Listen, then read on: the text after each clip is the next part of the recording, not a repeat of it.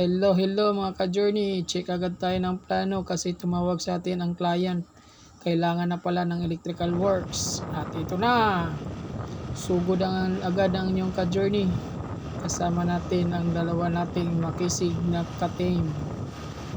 Medyo malayo-layo pa kasi ka-journey ang site. So babiyahe pa kami ng almost an hour para marating lang at ang site. So bigla ang tawag mga ka-journey kasi magbubuhos na sila ng flooring at wala pa kami nakaabang ng pipe para sa outlet. Kaya ito mga ka-journey, ang inyong ka-journey ka-electrical kasama ng dalawa nating ka-team. Sugod agad, dala sabay bit-bit ng mga electrical materials mga ka-journey. Habulin natin yung pagbubuhos ng flooring. At ito na, medyo may kalayuan kasi mga ka-journey, part lang din ng barangay natin dito sa area ng Libungan, lungsod ng Libungan. Pasalamat tayo mga journey sa mga kakilala natin, foreman at yung mga contractor na nagtitiwala sa ating team sa M5 Electrical Installation Services.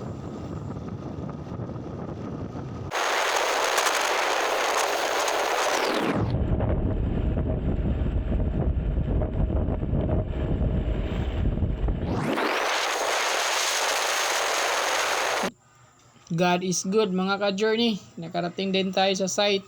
So kailangan wala tayong sasayanging oras mga ka-journey. Kailangan natin magsimula agad ng trabaho.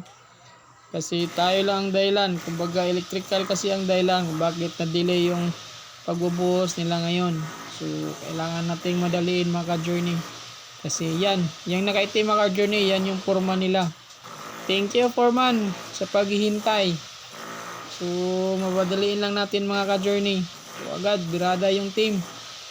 So gamit natin yung jack mga ka-journey, sander, and then mamaya layout para tuloy-tuloy mga ka-journey.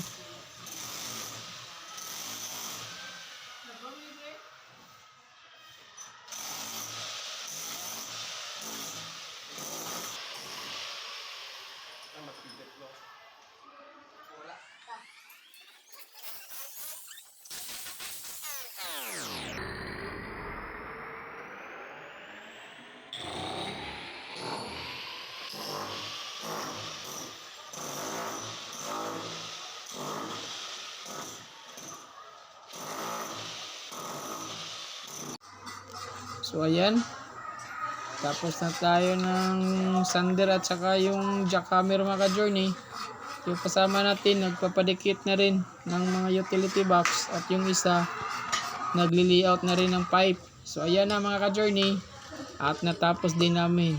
Tuloy may wire na yan mga ka-journey. Yan, may wire na yan. Maliit.